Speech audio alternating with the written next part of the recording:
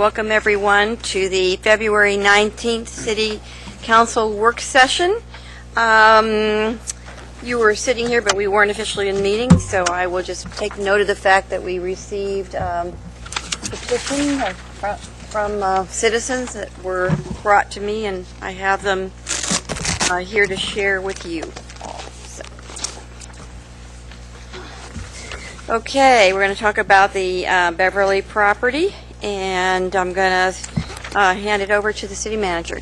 Thank you, Mayor, and I'll turn it over to Kurt and his team for presentation and, of course, conversation. Okay, so we appreciate the opportunity to be here today. This is actually a follow-up work session from the one that was held on this same topic on the 10th of February.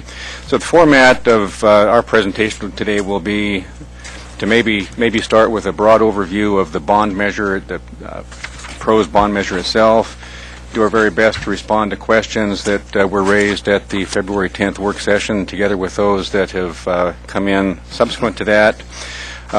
Craig is going to describe a lot of the work in progress, since that was a significant part of the last conversation, including a brief discussion of where we stand with the Santa Clara Community Park project. We'll provide an overview of how the work that has been undertaken as a part of this measure has been prioritized over the years, and then as a follow-up to that, we'll provide a more in-depth conversation opportunity to discuss the Beverly property specifically. So with regard to the bond measure, none of this is really news, but Eugene's voters approved the measure in November of 2006. The total amount was $27.5 million and stipulated for 5 general areas of expenditure. First of these was neighborhood and community park sites, and the information was provided to voters in this pamphlet, and I didn't bring copies of these. They're in short supply. It's the only one I have, so I don't even lend mine out. But what was the basis for the election was outlined here. So with regard to the neighborhood and community park sites, the measure identified the need for 13 new neighborhood park sites, generally targeted for the Bethel, River of Santa Clara, South Eugene, Willackenzie, and Willow Creek areas. In addition, it stipulated the acquisition of properties for Santa Clara Community Park site, and it also identified the need to expand some of the existing community parks. The second major area in the bond measure was open space acquisition, and the information to voters identified the need to acquire 60 to 100 acres of ridgeline property and about 30 to 45 acres of Willamette River frontage. Third major area was a continuation of our partnership with the 4J and Bethel school districts to replace the synthetic turf sports fields that had been installed in the late 90s. The fourth major area was the expansion and development of Golden Gardens Park, which has subsequently been completed. The fifth area was $1.75 million set aside for the West Eugene Wetlands Education Center. So the funding under the bond measure was by category, and there was an expressed intent as to how the money would be spent. But I just wanted to make clear that there are not specific budget line items for these purchases. It rather represents a set of guidelines and a pot of funding available to advance the priorities of the PROS plan, the project priority list that the council subsequently adopted in 2006, and the outlined areas of interest in the bond measure itself. The park site and open space acquisition properties within the measure were specifically noted as being unspecific. There were no particular sites called out that the bond money will go for this piece or the other. Instead, our approach has been to find properties in those areas that involve willing sellers at reasonable prices, and a number of those have been closed in the past 8 years, and a number of those are in progress, and that'll be the piece that Craig talks to you a little bit more about. One of the nuances of the approach that was taken with this measure is that it can really take a considerable amount of time for some of these deals to come to completion. In fact, we'll talk about one of the parcels associated with the Santa Clara Community Park that was just about 10 years from start to finish, involving multiple generations of the family, and we only closed on that one last year. Another Ridgeline property is in that same category that we've been pursuing for even longer. But as a result, some of the money in the bond measure can become a bit of a target, so it's available for stretching into other purposes. You might recall a year or so ago there was a discussion of using it for the Washington Jefferson Skate Park. More recently, you've applied a portion of it to Civic Stadium, and now conversation around the Beverly property. Not that any of those are out of bounds conversations, but they become a bit of a distraction from where we began our work on the measure in 2006. The information I provided you over the weekend gives you the best current up-to-date snapshot of the funding situation with the bond measure. I told you there's about $4.2 million of balance, presuming that the 4J school board accepts the city's offer for Civic later today. There would be about $3.1 million in progress. Those are the projects that Craig will describe in more detail. And just to be clear, when we talk about work that's in progress, we struggle with how to characterize committed versus encumbered versus in progress or what. The definition we use for that money is that we have had more than one conversation with a particular owner, have suggested that we are ready to enter into negotiations. Some of them we may be in negotiations, and that we've expressed that we have the money available to complete the deal subsequent to entering those negotiations. Taking that into account, there's $1.1 million that is not a part of any conversation at this point in time as of today. So at this point, I'll ask Craig to take on the balance of this conversation, then we'll return to open it up for your discussion.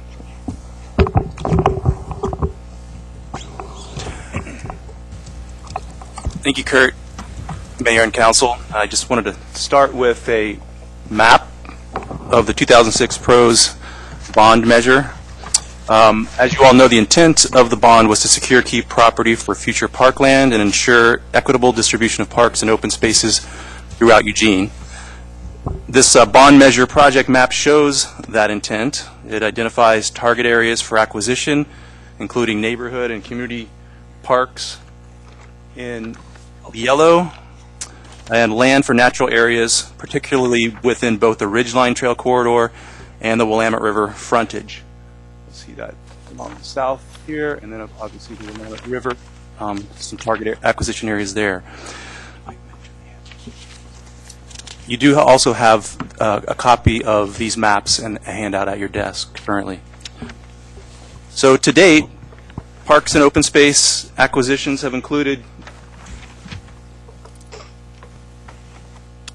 property for neighborhood and community parks, or excuse me, to date, parks and open spaces bond acquisitions have included 7 neighborhood parks, 12 acres total, 2 community parks, 205 acres total, and multiple sites within the Ridgeline Trail system totaling approximately 887 acres.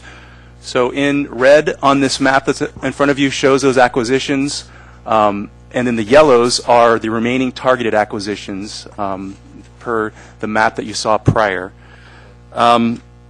We continue to pursue acquisitions of property for neighborhood and community parks in Santa Clara, Bethel, and Churchill area. We're currently looking at 5 sites, approximately 14.5 acres for community and neighborhood parks, estimated at $1.1 million, as well as natural areas within both the Ridgeline and Willamette River frontage, approximately 200 or so acres for about $2 million. Discussions are ongoing with property owners. However, only one site is currently under contract for purchase, and that is a neighborhood park in Santa Clara.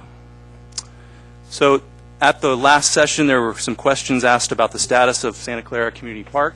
I'd like to give you an update now.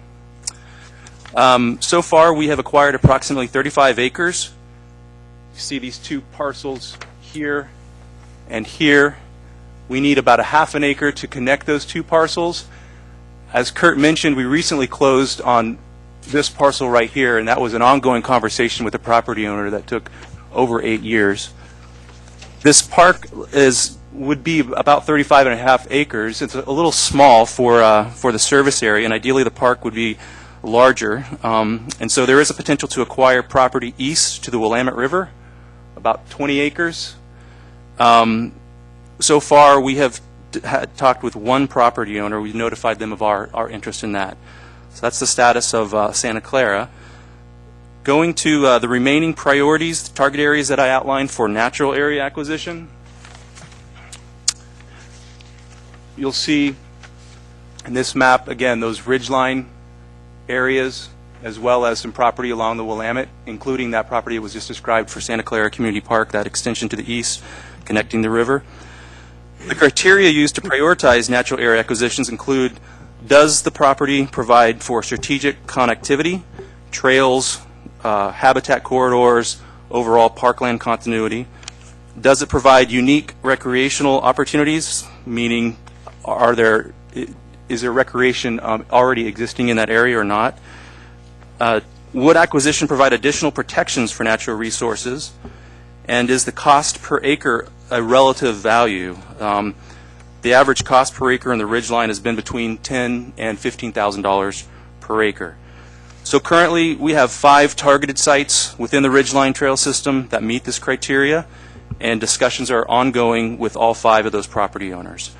There are also numerous target sites along the Willamette River, particularly in the north end of the city and beyond the UGB. However, there's no discussions that are currently in progress with owners of those properties.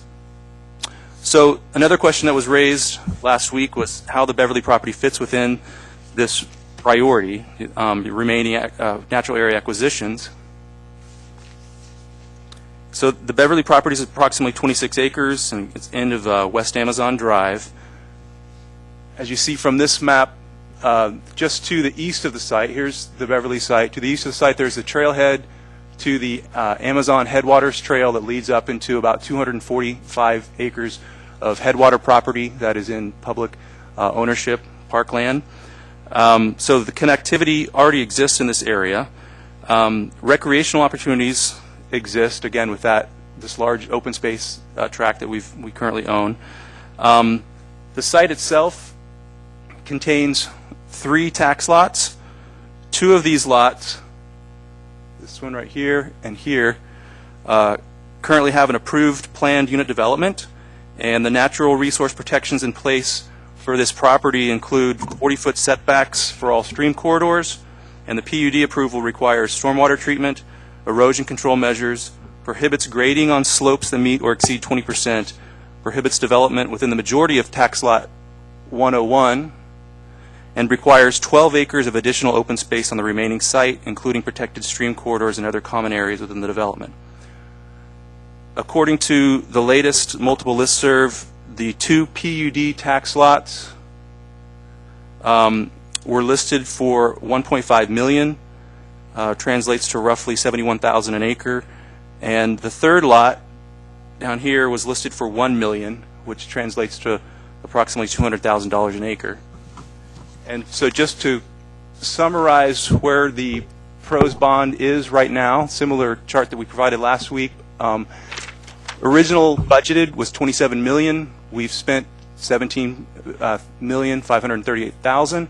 Right now under contract, there's $794,000, one for a neighborhood park that I mentioned up in Santa Clara, and the remainder is for synthetic sport fields, an agreement we have with 4J. So currently remaining in the bond, there's $8.6 million. However, if Civic were to move forward, you would take out that $4.5 million, and that would leave approximately $4.1 million remaining in the bond. Some of the acquisitions that we just mentioned that are in progress total to around $3 million. If those projects were to move forward, all of those, that would leave about $1.1 million left in the bond. So appreciate your time, and hopefully that was a helpful update.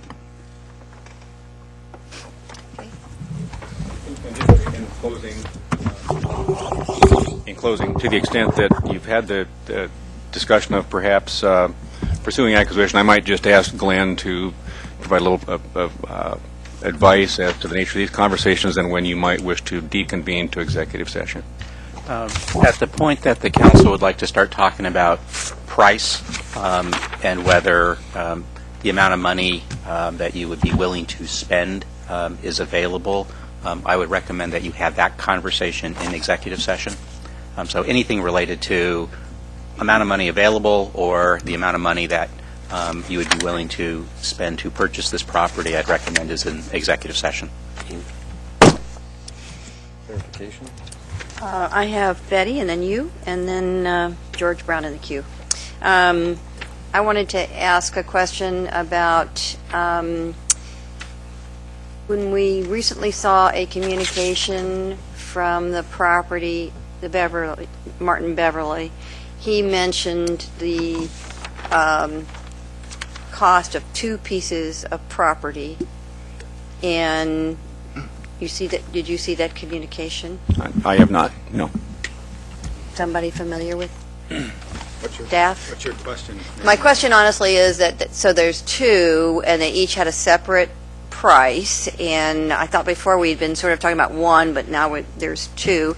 And then the other question was, is one of those, do both of those have approval for some development, or do one of them, I just want to understand what's... Yeah, the tax lot number 101 down at the lower right that is crosshatched is owned by the Beverleys, but is not part of the Deerbrook PUD and not part of any current... Not part of what they're offering right now. It's in the multi-list for $1 million as a separate listing. What we see as the 2 other tax lots, 300 and 302, collectively comprise the Deerbrook PUD, and those are listed for $1.5 million. And they both have approval for some development? The 2 tax lots combine to form the approved Deerbrook PUD, yes, the 2 tax lots. They're not lot combined. 101. So there's 2 properties. That one, we're not talking about this down here. We're talking about the other I 2. think there's conversation about all of that. Okay. And that's my understanding. Yeah. As is mine. I'm just trying to understand if they're being offered separately, and if they're being offered separately, are some of them more in danger of being developed than others? That's my question. They're being offered separately. One of them has a approved PUD, the other does not. And so one's been through the planning process, one has not. And there's 2 separate prices on them. The one that's been through the PUD, it's $1.5 million. The one that has not been through the PUD is $1 million. Okay. Does that help? Was it important for us to, as council thinks about it, to think about what's been approved for immediate potential development and what hasn't? That could be part of the consideration. Okay, Betty, you're up first.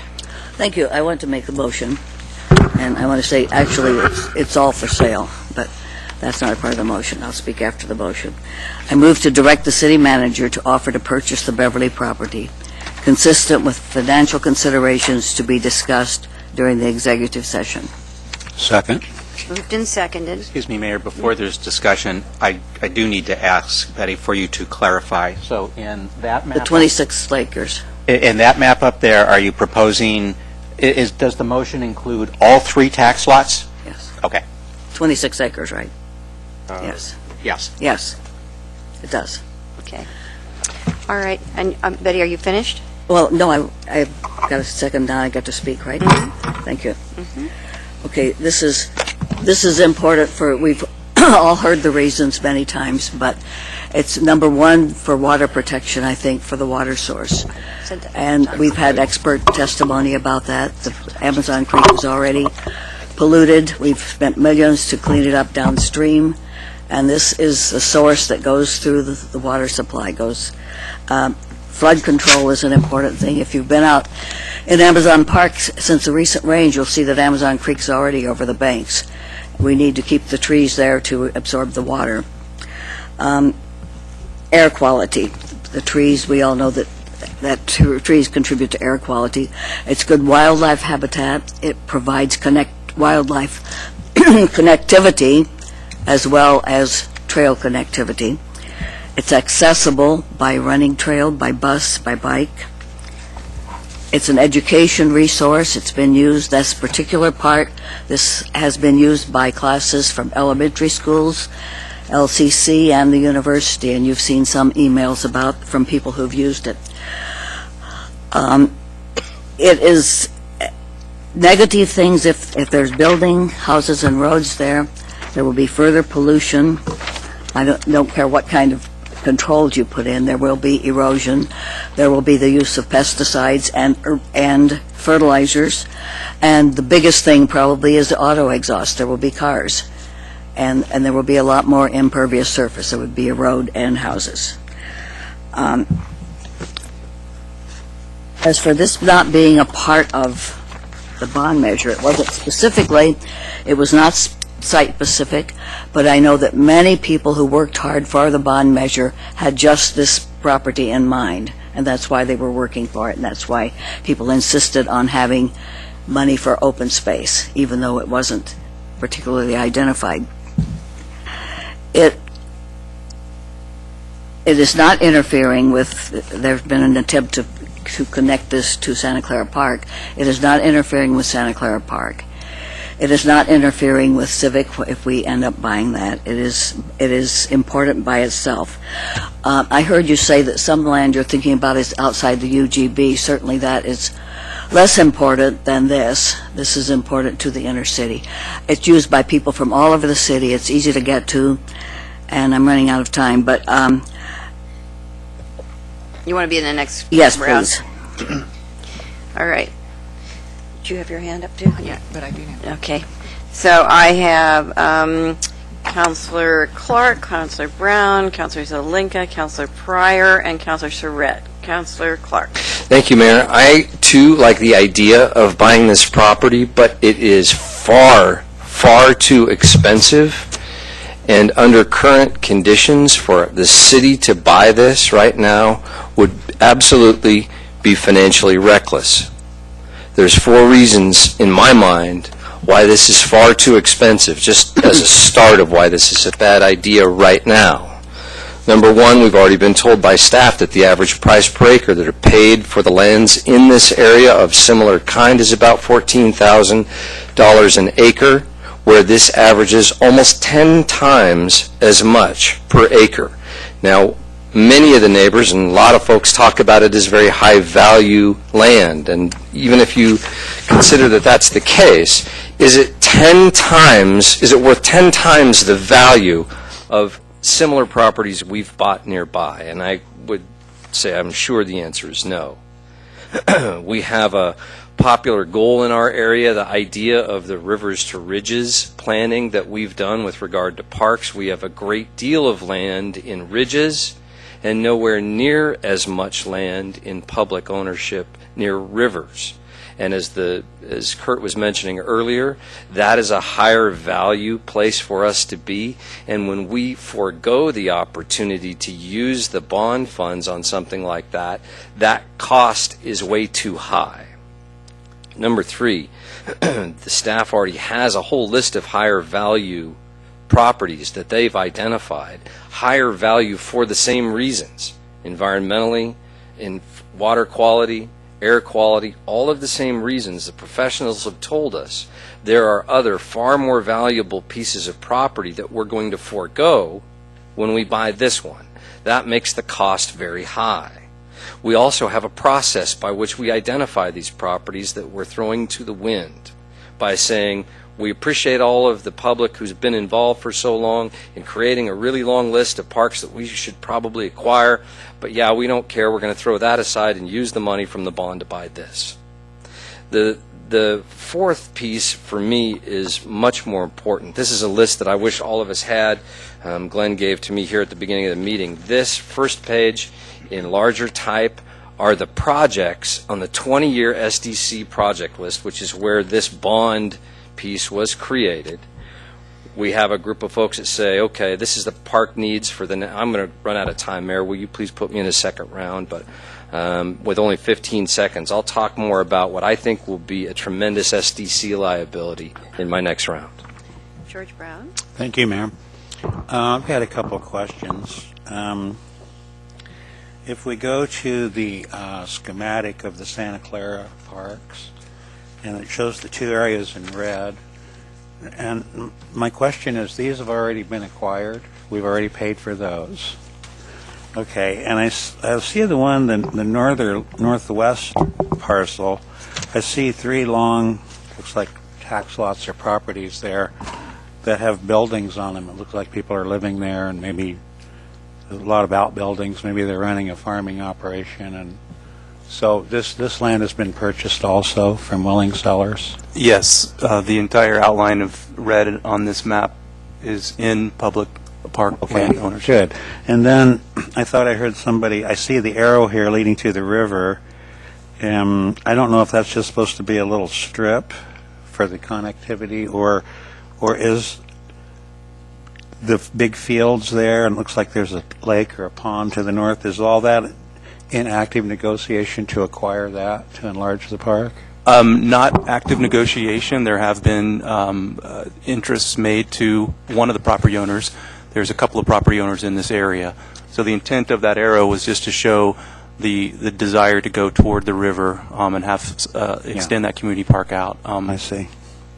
Okay, so the interest has been expressed on the city's part, but you wouldn't call it active negotiations.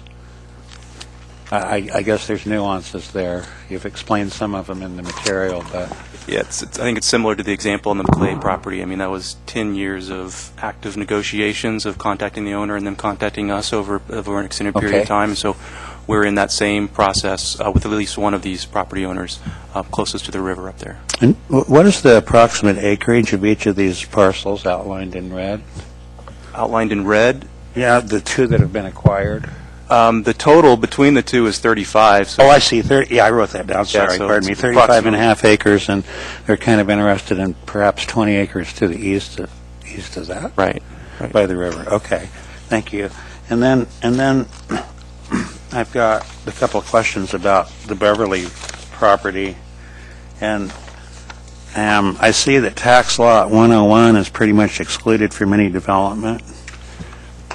The part that's hashed, and then there's a little triangle north of that, but that seems to be in the BPA right-of-way, the power line right-of-way, so that's, you can't develop there. And then if we look at tax lots 300 and 302, just roughly speaking, do you know the acreage for each of those lots? The two lots together compose approximately 21 acres, and so 21. the one that's exempt from the PUD is approximately 5.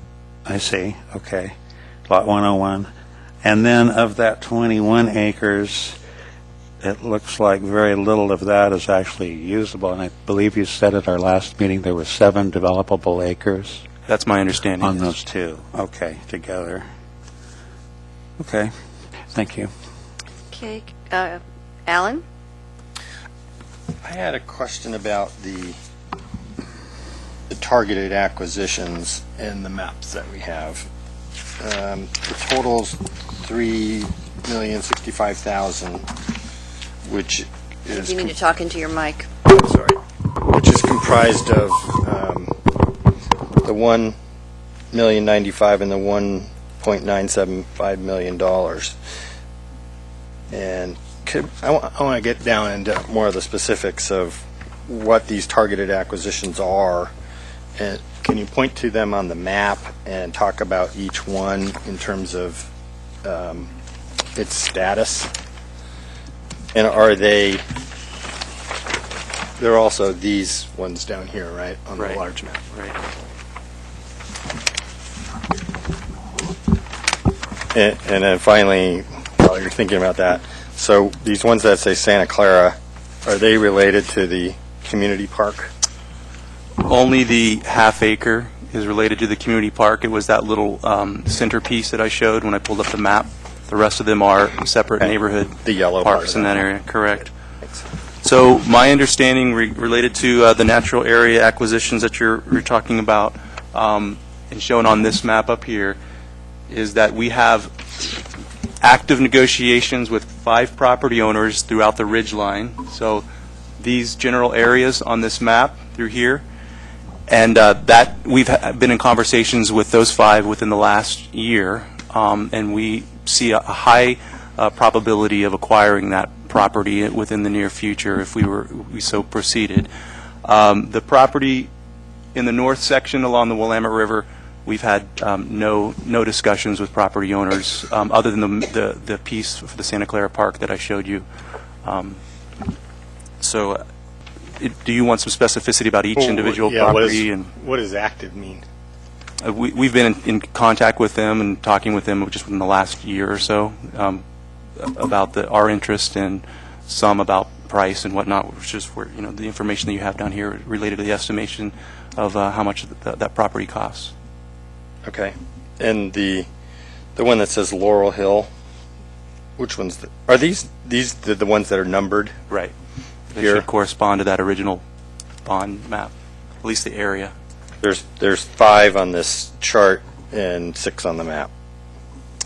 Right. Those are the 5 that we're actually properties that we're actually actively talking with the owners with. So. Okay. And specifically the one on Laurel Hill is which property? Laurel Hill would be the Moon Mountain connector piece to the Ribbon Trail, is my understanding. Okay.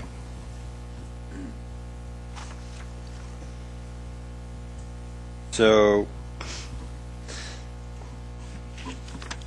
how long have these negotiations been going on the Ridgeline properties? These 5 specific locations, or just in general? The 5.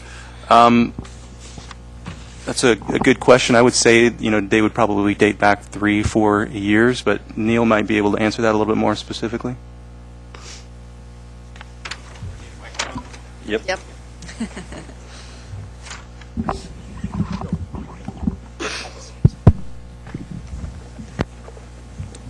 Hello. Negotiations, these 3 areas, just a little bit of big picture frame, quick. So we have the overall goal of connecting the whole loop around all the ridge lines. So strategically, these are the most important connections left to connect that system all the way through the ridge line. So you could hike from basically, the Laurel Ridge area is a little different, but you'd be able to hike all the way from LCC out into the West Eugene wetlands if we make these connections. So that's one of the reasons they're strategically important. The Laurel Valley, Laurel Ridge, Moon Mountain area, we've been having active conversations with property owners for probably 6-ish years. The way these things go is it gets hot for a while and you have a lot of conversations, and then they realize, oh, we're not ready to move, and then it quiets down, and sometimes it will quiet down for a year, sometimes 5 years, and then they come back and we're talking with them again. The one that would connect Wild Iris Ridge, the one in the middle there, that blue area with, that one, that would connect Blanton Heights to Wild Iris Ridge. We've been talking with that property owner for probably 8 years or so, and we're at a point now that we've never been in terms of the seriousness of the conversations. So no deal signed, but we're actively meeting with them and making progress that we've never seen before for really what might be the most important strategic connection for our ridgeline system right now. The one out in West Eugene, the Gagne property, we've also been working on that probably for 6 or 7 years. We've gotten pretty close at times, and the economy and a whole bunch of factors that have to do with who the owner is and what their situation is make these things take a lot of time. So I don't know if that helped, but that's in those 3 areas. Good, thanks. All right. Next up is Chris. Thank you. I appreciate that we're trying to be as thoughtful with this conversation as we can, because if for me, there's four factors that are influencing the conversation right now. The first one is it an appropriate use of money? And when I look at the bond measure, I can identify money that would be appropriate for natural area purchase. So that one is okay. Another one is the cost. How much does it cost for what you're getting and what a previous sale's been? But for me, if it's an important enough acquisition, the cost becomes a factor that you can be flexible on. Another one is the benefit. What's the payoff that you get? And when I'm looking at what we're trying to assemble and what we're trying to do, I have to measure one property against another property in terms of the benefit for the community and for the larger master plan. That's something I have to consider in my thinking. And then the fourth one is the timeliness, and that's directed to the thing we were just talking about right now, is what is the likelihood that something would happen soon as opposed to later? And it sounds like some of these acquisition conversations have been going on for years, and the notion that something would spring suddenly doesn't sound like it would happen. I mean, I realize some conversations have gotten more serious, but if there's an approved PUD that could develop right away, we have to take that into consideration, but I don't know if that outweighs the other considerations of the benefit and the cost and the appropriateness. And so I'm mindful that we only get to spend this money once. There won't be a take back. You can't say, we spent the money, oh, well, I would have rather spent it on something else. It's too late. It's already spent. So if we're going to spend the money, we want to make sure we spend the money in as thoughtful and appropriate, timely, and cost-benefit way that we can.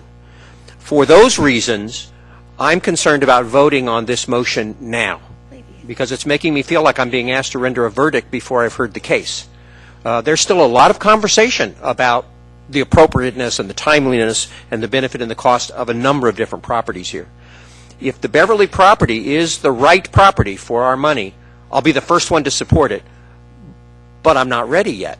And so I can't render a verdict right now. And so I will be forced to vote no on the motion that's on the table right now, not because I don't support the purchase of the Beverly property, but because there is obviously still more conversation that needs to occur, and I'm not ready to render a verdict at this time. Claire. Thank you. So here's how I'm approaching this. I support in principle using the park bond funds to purchase this property. I agree with the arguments made about its value and some necessity to protect it, but I cannot agree to pull funding from other potential parks and open space purchases being pursued for my ward or for other parts of the city that have expected the bond money to be used for those reasons. So I'm really trying to approach this from the same way I approached the Civic Stadium question, which is trying to weigh the relative value of using our funds for this land or other property. And just on a personal note, I have spent far more time hiking and bird watching in areas like the Ridgeline Trail than I ever spent at Civic Stadium. But this is not about my personal desires, but about what's best use of public funds at this time. So I obviously recognize the need to take advantage of opportunities, which is why I was willing to support the purchase of offer on Civic. But I think we also need to balance that against the commitments that we made to voters and the areas of the city that are currently underserved in terms of park and access to open space. Recently, I decided that I should start trying to visit some of the parks in my ward that I'm unfamiliar with, and I looked into the Santa Clara area and found I couldn't really find any.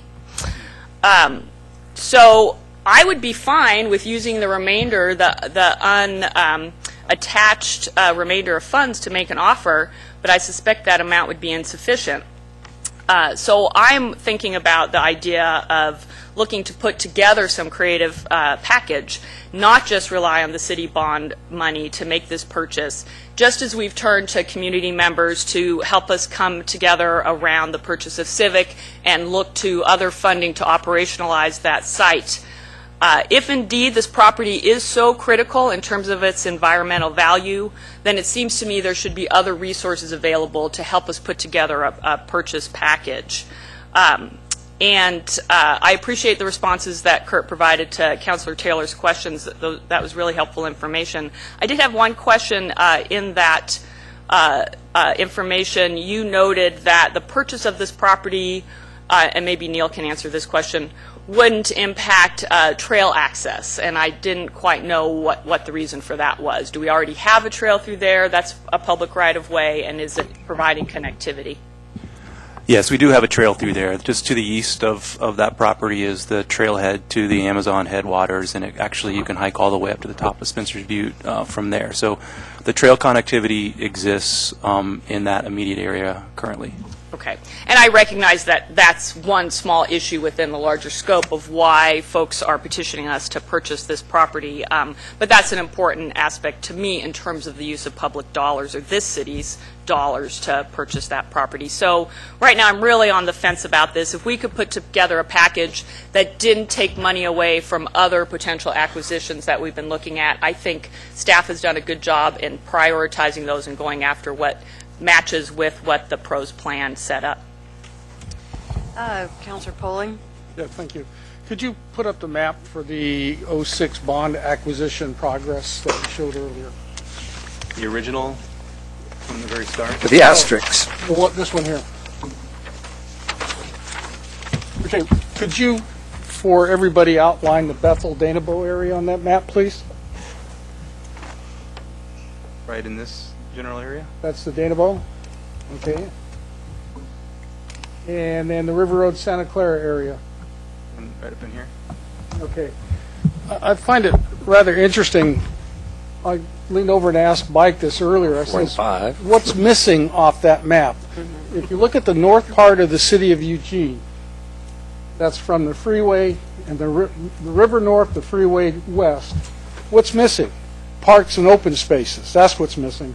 Look at everything all bundled up down in the south part of town already.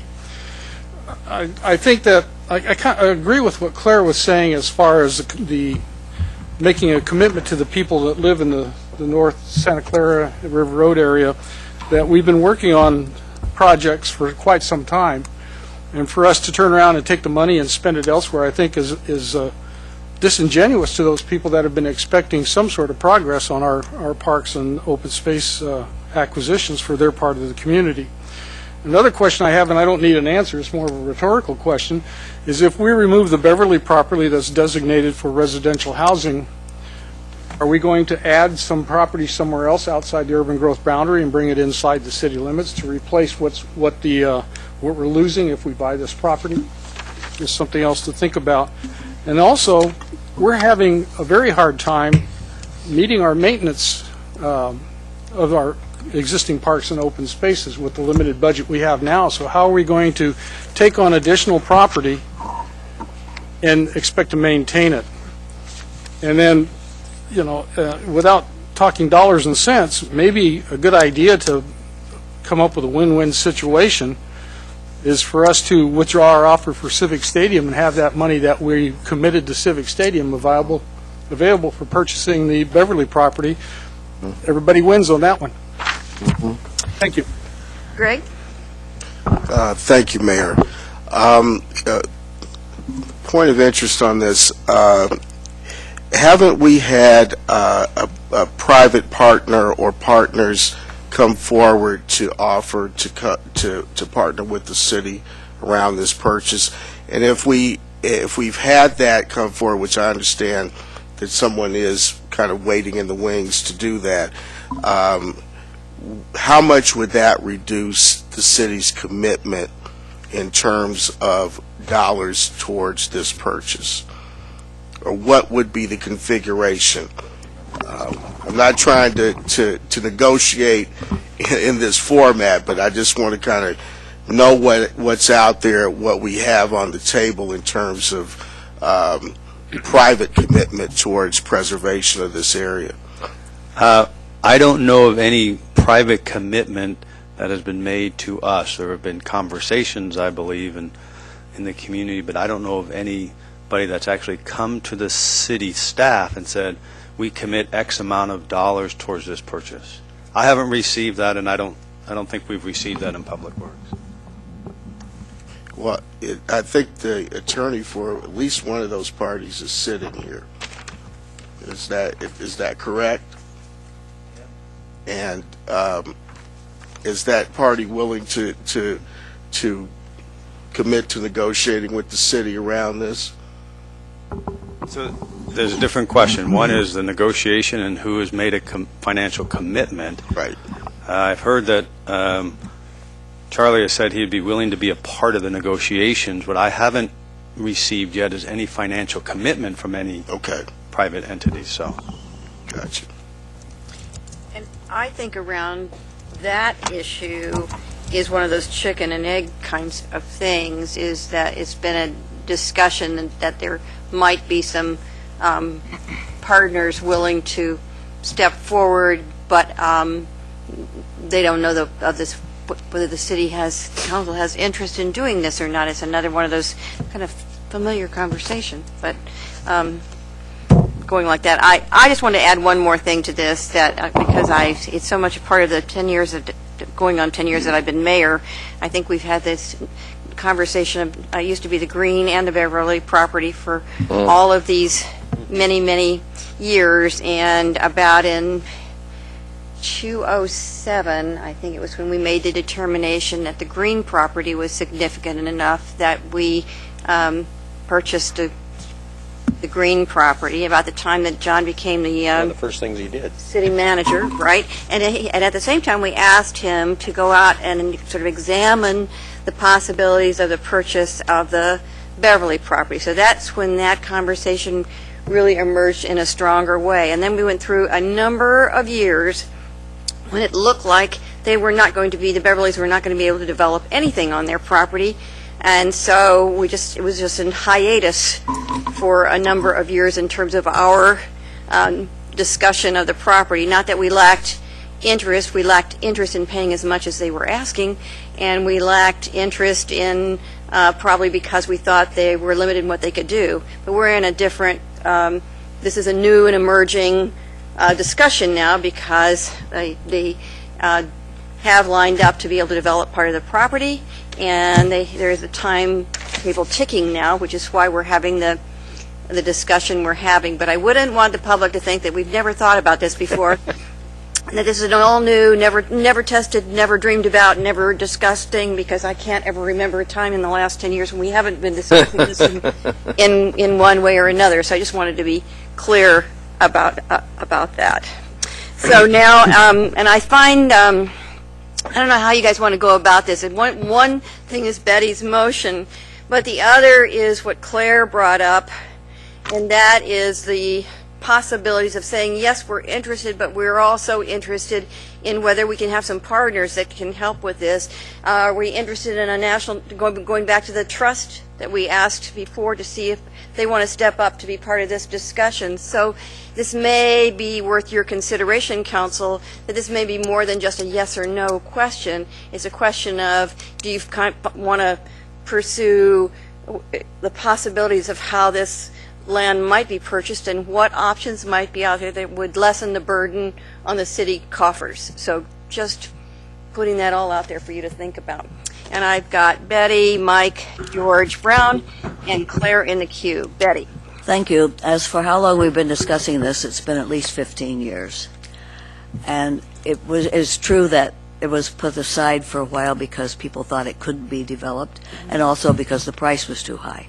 Now, both of those things have changed. The price is lower, and I think we're supposed to discuss that in executive session. And I think also whether there are possibilities of cooperation could be discussed in executive session. But also now it's under threat of being developed, and as has been said many times, even a road, and houses in there would do irreparable damage, and you can't undo that once you've done it. As for the other properties you're talking about, the ones along the river, it's all important, but some are more urgent than others. The ones along the river, I would think, could be purchased with SDC funds later. Is that true? Who wants to take that one? Yeah, I can't wait to. Let me take a stab and see if staff want to provide something more specific. We can't answer a general question of whether all properties along the river can be purchased with SDC funds, because SDC funds can only be used to purchase certain kinds of property. Have to be in the city, right? It's not just that they have to be in the city. State law only allows you to use SDC funds for certain types of projects. without knowing which particular pieces of property you're asking about, we can't say, yes, you could use SDC funds for that particular project, or no, you can't. Can SDC funds generally be used for some type of purchases of parkland along the river? I think the answer is yes. But it's going to depend on specifics. So I'm thinking that would increase the amount of money available, even if we buy all these properties under negotiation. I think there's nothing more urgent. Someone talked about similar properties. There's nothing that I know of that's similar to this particular property, and there is nothing more urgent. And as for South Eugene having more parks, this is, you buy the forest land where it exists, just as we save agricultural land where it exists. We save the river where it exists. We can't move the river to South Eugene. It's where it is. And the woods and the hills, the forests are mainly in South Eugene, which is why, and those are not just for people in South Eugene, they're for everybody. People from all over the city use the Ridgeline Trail, and people from far south go up and use the river. And I don't know, I think people, if they want to, could use the Golden Gardens also, and probably do, which is not in South Eugene. But I think that this is a case of doing what needs to be done when it needs to be done. And it's been going on forever. It is, I remember a Southeast Neighbors meeting, and usually neighborhood meetings don't get hundreds of people, but people were worried about this particular property about 12 or 15 years ago, and reporters just stopped by to see what was happening at a neighborhood meeting, and it had overflowed onto the street. There were at least 200 people there, and he asked me, what's going on? People are worried about this property, the Amazon headwaters. And that was, and then they, as has been pointed out, they quit for a while. They thought it was safe, but it is not safe, and we really need to do something now while we can. Mike? Thank you. Thank you, Mayor. I agree that voting on this today is absolutely premature. There are a lot of other pieces of information that need to get to the table first. I also feel I'd be very interested in conversations that talk with other partners. I've been approached by people who have an interest in this property and interested in partnering with the city and have not returned their calls to this point, but probably will now and want to talk more about that. I think that's an interesting idea. One of the other things I was going to bring up as a reason why we shouldn't buy this today and shouldn't support this motion is less important there, but as it pertains to this purchase and the Civic thing, there's an issue I think the city has out there that we don't talk about at this table. I had a chance to talk with Glenn about it, and Jerry. They have less, they don't think it an emergency issue. I won't characterize their thoughts, but there wasn't a clear answer on this, and it's that we set the amount we charge for development, the SDCs for parks, with the 20-year parks project list. And what we say is, we're going to charge you when you develop something some money because you're adding a need for more parks to the list. Here's the list of stuff we're going to do. In order to address that need, you're paying this part. The city has to come up with another part. Bond money is usually the case. That's where the 06 bond list came from, was the SDC list. This is a page right here of the things that have been accomplished in that 20-year window, and by the way, we're halfway through because it was more or less, it was 05. This single page right here is the stuff we've done. These 6 pages of much smaller type are the stuff we haven't done yet. We're something on the lines of 10% of the way through that list of stuff that many people have worked on, we've identified as the stuff we want to buy, and more importantly, the basis for how we charge SDCs. And we're 10% through that list and halfway through the time period. Here's my concern. We're going to get to the end of that 20-year window, and the people who've been charged SDCs for those 20 years are going to say, hey guys, you didn't build any of the stuff you said you were going to build. We'd like our money back. And we're going to have a lawsuit on our hands. And that's a very big concern to me because it's a lot of millions of dollars. as we're not ready to do this yet, I'd like to move that we table this discussion until other conversations have taken place and it's a more appropriate time. Second? Moved May I and speak to seconded? that? No. Oh, that's right. We can't- Non-debatable. yeah. All those in favor, please indicate. 1, 2, 3, 4. In opposition. 1, 2, 3, 4. Let me think about this. I am going to opt for, with a clear message that I want to have more discussion about this and work on some possibilities that are out there. I'll vote yes on the tabling, but I'd also like a motion from council on what you need to do to further the conversation when it comes back again. I've got, are you? Mayor? Just a minute.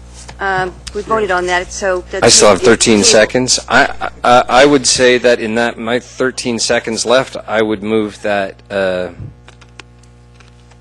I don't know how to do that exactly. We all need to have individual conversations. There isn't a group or a staff effort that'll do this. So I don't know if a time certain will do it, and I'm out of time. Just think about it. I've got George and Claire and Alan in the queue. Greg. Greg? George? Well, you know, we've tabled this, directing the manager to make an offer. We have a representative from at least one of the interested parties who would help us. We could have discussed that in executive session. So I guess moving forward, we should have conversations, we, council, or with staff. I'm not sure how to go about it with the attorney representing the one party that we know is interested in helping. There may be others. Not sure what the format should be, but I don't know if it's in a work session or not. I just want to kind of go over one thing, what I was going to say before we tabled it. After all of these discussions that are happening with willing sellers, the Santa Clara Park expansion and the Ridgeline Trails and along the Willamette River, there's still $1.1 million left over. And so I don't even think we would have to offer to purchase all three parcels. I say leave the one that can't be developed. Why buy that one? That has to kind of pretty much stay in a natural state and go for the two that are developable. And just like I have to buy the whole property. We could buy any lot that we wanted to, and I would suggest buying the two lots. And we know that we have this amount left, and then work. And by the way, you can negotiate. You don't just right off the bat pay the asking price and say we'll call it good. You go back and forth, and we can certainly do that. And if someone wants to help us with funds to achieve that, that's fine. And so I'm not exactly sure how we're going to have the conversations with them now. Thanks.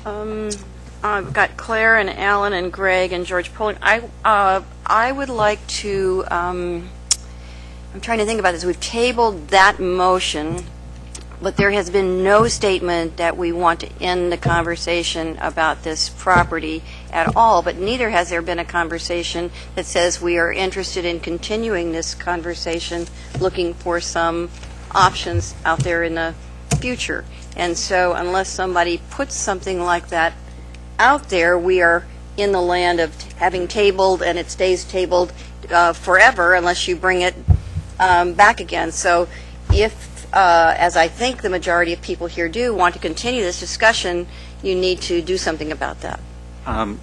Given the conversation you've just had, I have a suggested motion that maybe accomplishes what you're talking about.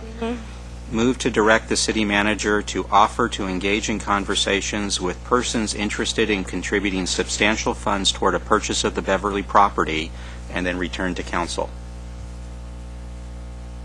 That motion would tell the city manager, go talk to whether it's I'll move that. or others. I'll second it. Chris has moved it, and Greg has seconded that motion. And Mike, you want, I'm just trying, I don't want to tell you to talk about it because I've got Claire, Alan, and Greg in the queue. I'll pass. Okay?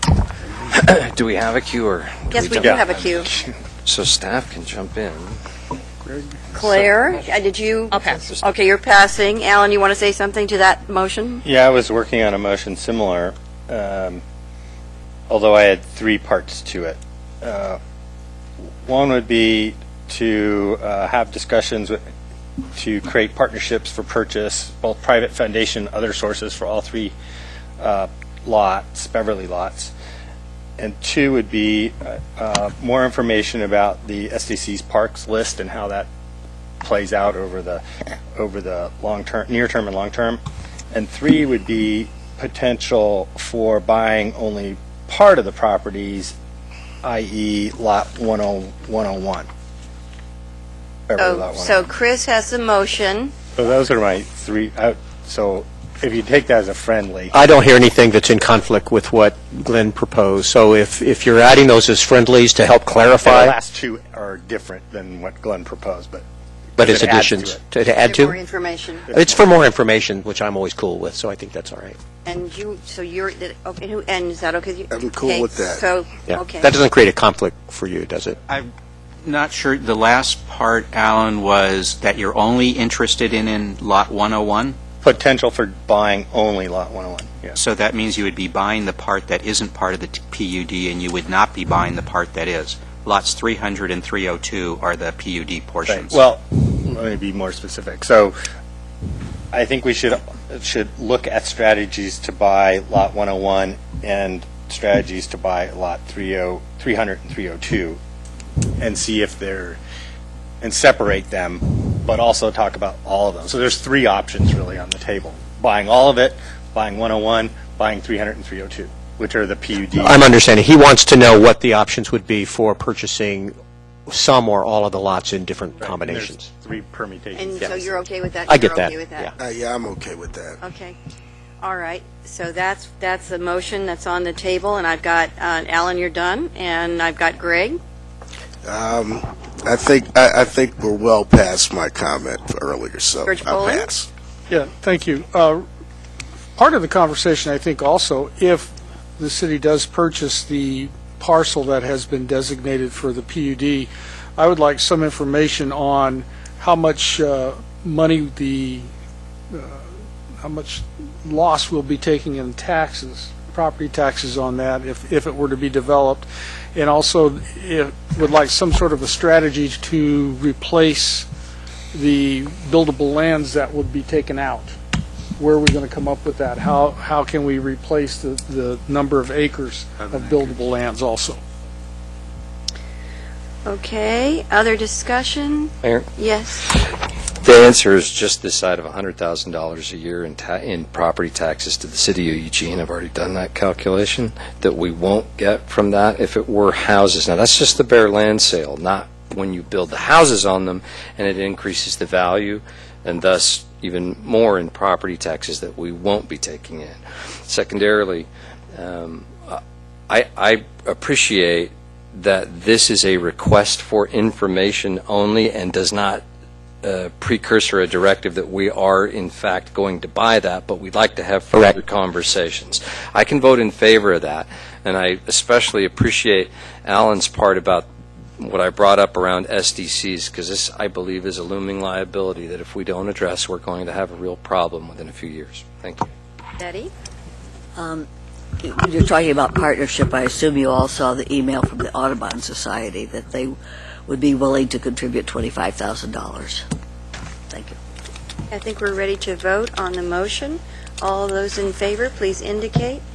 1, 2, 3, 4, 5, 6, 7, 8 in favor, none in opposition. It passes. Thank you. And so I think, unless something, the only other comment I wanted to make, though, is that on that list, I think, correct me if I'm wrong, that Mike has, that's a list if we did everything that was in the pros plan? Is that what that is? The list that Mike actually has is something that was used to prepare the SDC Parks methodology. I will get that list out to the entire council. Yeah. So my... What it means in the context. Yes, because what my was my comment question, is, email. even with the bond, there was no belief that you were going to be able to accomplish everything that was in the pros plan. It was a step in that direction, I believe. Am I accurate? You are correct that the bond measure was not intended to do everything in the pros plan. That's what I wanted to say. Yes, you are correct. I thought there was some indication that there was conversation was saying that. All right, thank you, everybody. We're going into the Second topic. Oh, we have a second topic. Oh, yes, we do. We've got fixing streets. Not so easy.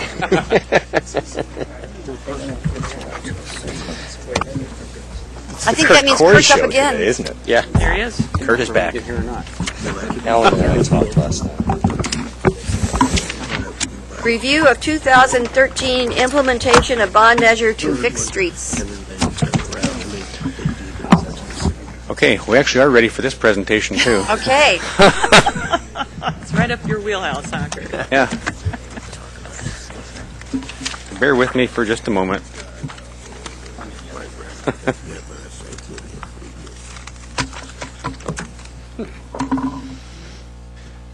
Okay, so this is a work session on the a review of the 2013 projects associated with the 2008 bond measure for road repairs.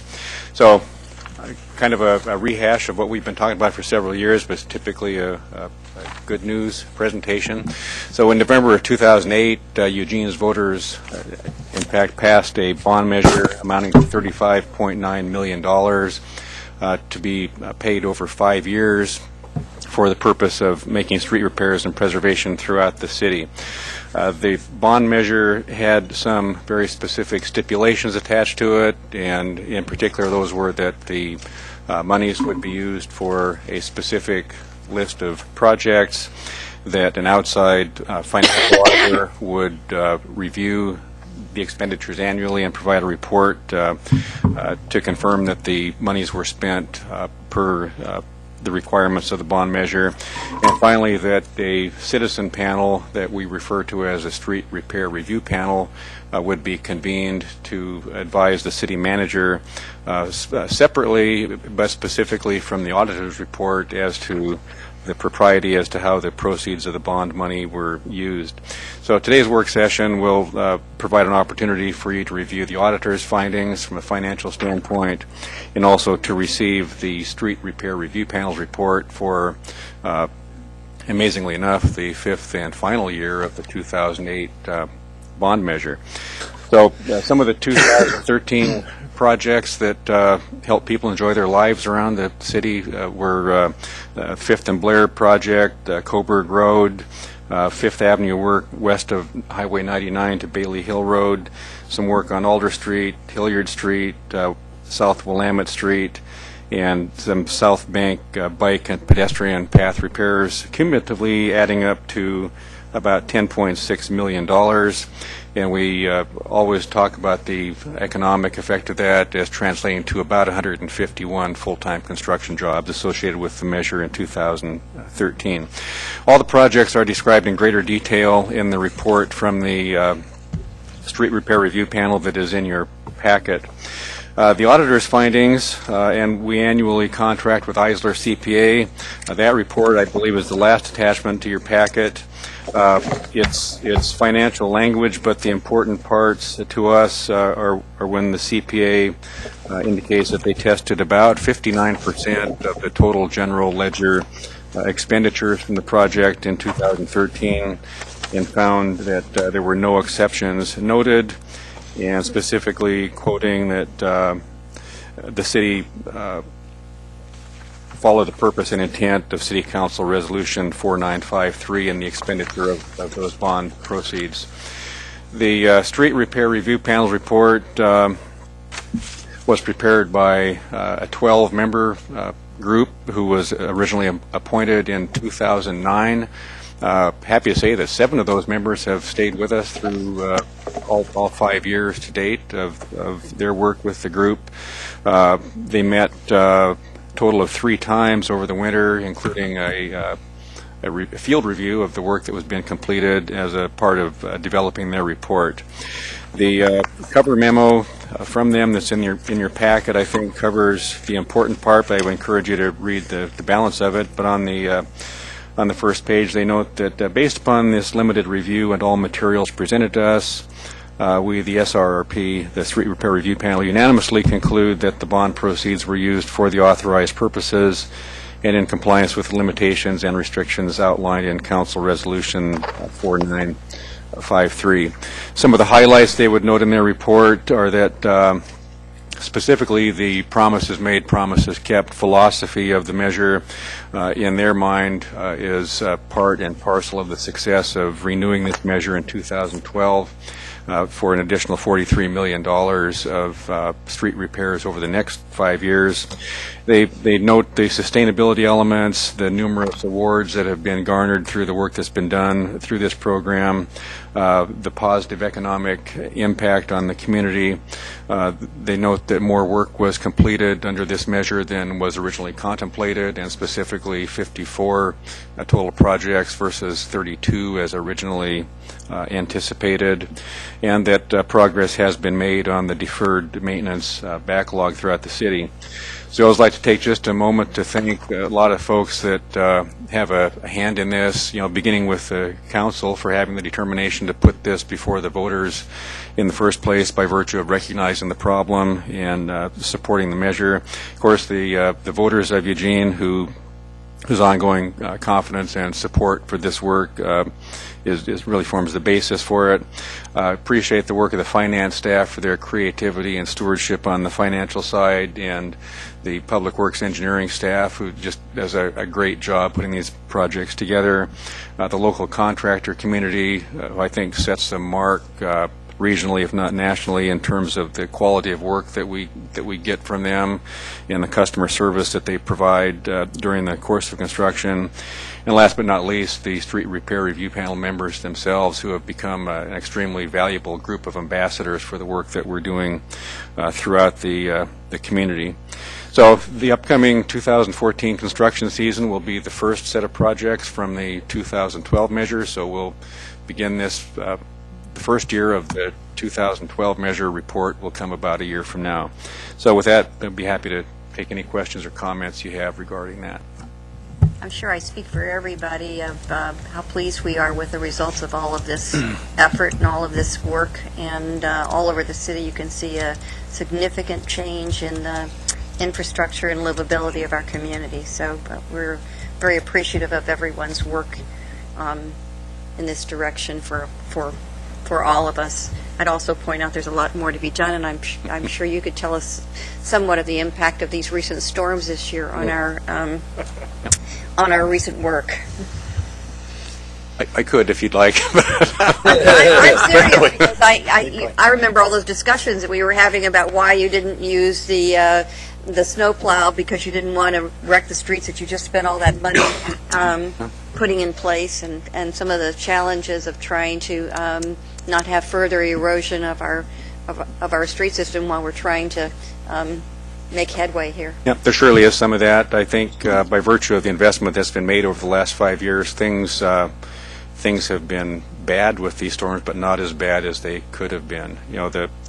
One of the primary killers of pavement is the freeze-thaw cycle, and so we've had more than our fair share of that this winter. The sub-zero temperature is very, very unusual for this region, and when it lasts as long as it did, it does take a toll. But the work that's been done and the fact that the amount of road work that has been brought up to a standard, it makes it much less susceptible to those. Doesn't mean we're not having folks working real hard dealing with the pothole situation, but again, not as bad as it could have been. But you're correct. There is a ways to go on this.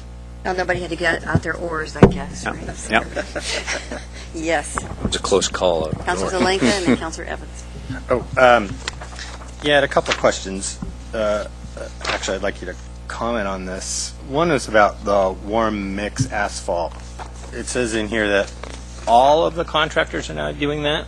And if you could talk about that and kind of the benefits of it, and especially with regard to energy and greenhouse gas emissions. Yeah, in very, very high-level terms, back in the day, we talked about hot mix asphalt, and today we talk about warm mix asphalt, and only because the asphalt mix, the gravel, the aggregate, the oil that's heated up to provide asphalt for construction purposes is provided at a lower temperature, i.e. warmer than when it was previously supplied at probably somewhere in the high 200 degrees, in excess of 250 degrees. The benefit of going to warm mix, based upon the research that led to that, using the warmer mix, certainly one of the initial effects is that you don't burn off as many hydrocarbons at the lower temperature, but we also find that we're able to use a lower oil content, so less natural resource going into the mix, and it actually we find that it compacts equally or better than the hot mix that was previously used. So it is probably a true triple bottom line success story, because we're using fewer natural resources. By virtue of that, we get the construction materials cheaper than what we would have otherwise. That puts more people to work and less volatiles into the environment. So it's a win-win all the way around. Great. That's cool. It's a triple bottom line success story. Next one's about the bike and pedestrian paths. Part of the motion, actually, I amended, was that not less than $350,000 a year gets spent on those paths. Did that occur? It did. I believe I won't pull up the number, but I believe we spent just slightly more than $350,000 per year on average through the course of the 5 years. I know in the progress we had 85 miles of lanes and 5 miles of off-street, and so that's not total of 90, and 5 miles of bike and ped lanes out of 90 is about 5.5%. So that's about the same. That's, I think we were trying to spend 5% of the funds on that kind on bike and ped. But so that's great. Thank you for doing that and following through on that. It says here that part of it has been going towards fulfilling the bike ped master plan. But the last time we had a conversation about the bike ped master plan, it had a long laundry list of projects that we wanted, all of which, I can't remember the total amount, maybe you can, but almost all of which was unfunded in some way. I'm wondering if there's well, we just passed the new bond of this. Does that help alleviate some of that project list? And is there a different way to get at funding the bike ped master plan projects? Several good questions as part of that, and I think the answer is generally yes. The 2008 measure stipulated $350,000 per year investment in bike and ped path repairs. The 2012 measure is it's a higher number. It's more on a percentage basis, and so the annual expenditure from the new bond will be it's on the order of $500,000 to $600,000, as I recall. Right, that's what I remember. But it's more on a percentage basis of the measure. The backlog, well, we won't call it backlog. The wish list under the bike ped master plan, I believe is on the order of $50 to $60 million, and so you can do the math and see how long it would take to get through that list at $500,000 per year. We would not live long enough to do that. But the conventional thinking is that bike ped projects are much more competitive for outside grant funding and other sources that aren't typically available for the road work that we do. So there are ODOT projects, federal funding opportunities, grant prospects that the hope and desire and what the review panel talked about in making the decision on the recommendation on the 2012 measure was that maybe maybe the amount from the bond becomes somewhat of a seed fund or matching fund that we're able to stretch much further into the future. My prediction is that at the end of the 2012 measure, there will still be a long laundry list of projects on the master plan, but we'll continue to work on that. So it's not as though there's not a plan. There's a vastly underfunded plan, but we'll make some progress on that.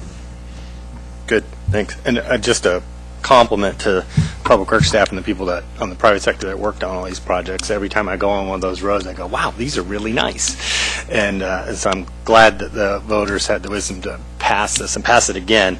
But I think that, our whole campaign when we put that measure out was, if you don't think this is needed, drive around. And now I think the campaign is, if you thought it wasn't worth it, drive around. Because it's really dramatically improved a lot of different parts of the city. All parts of the city, actually. Greg? Thanks, Mayor. Kurt, I believe you talked before a little bit about Jacobs Drive and maybe a couple other streets that are scheduled for rebuild, and I believe it's 2018. Is that more part of our kind of routine schedule of reconstructions and maintenance versus that being included in here? I believe the ones that you and I visited about, I pulled out of the prospective list of bond projects. But I can verify that. I just simply don't remember which is in the bond list and which is in the other. See them in here, and I think it was I know it was Jacobs Drive. I think it was West Irwin and maybe one other street in there that I've had residents contact me about in terms of their fear of their street falling apart. So, yeah, I believe that's where it came from. But I'll follow up with you on that. Thanks.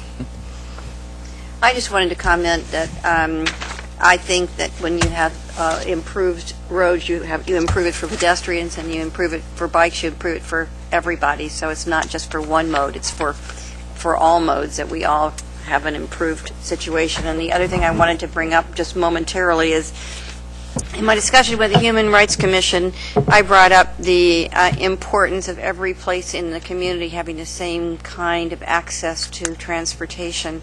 And in particular, had some conversations about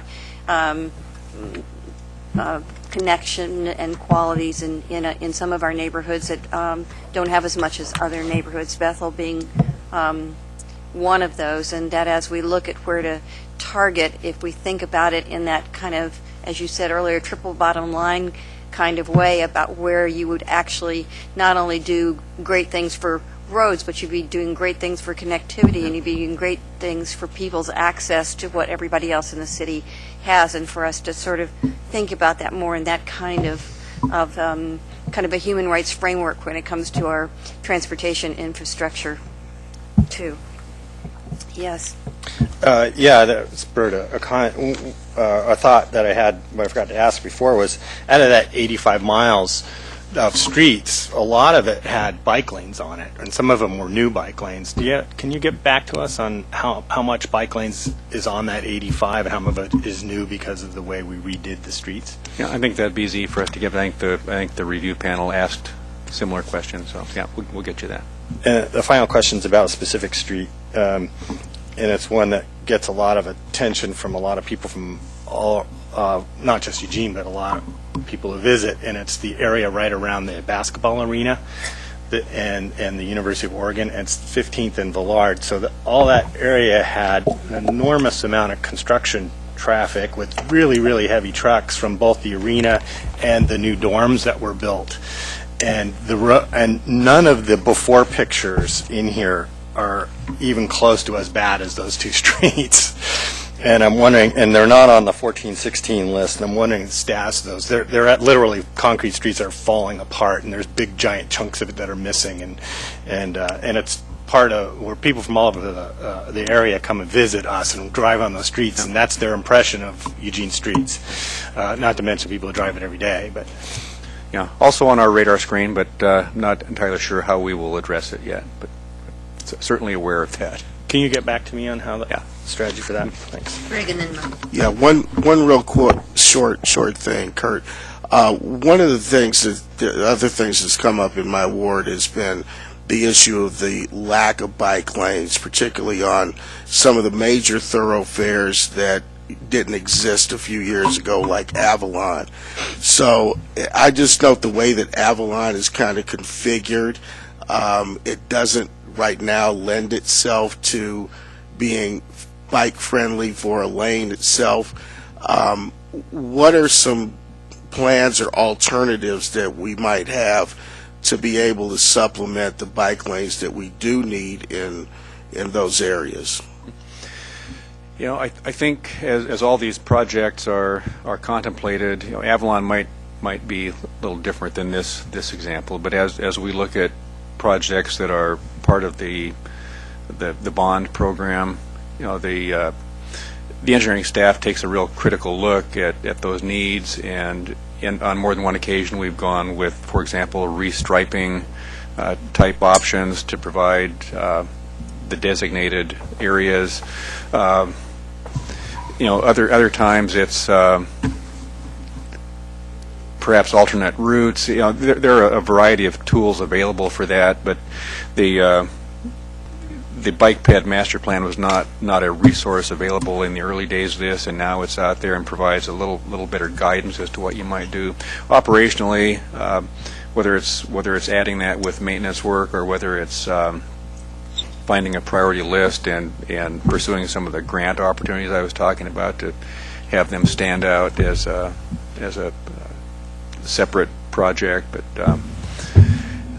yeah, you know, I'd like to see what we can do to pursue some of those grant opportunities, particularly since Avalon bisects, you know, a major part of Bethel, and the people that are living around there now in the newer houses and developments are really kind of wanting to have that bike connectivity.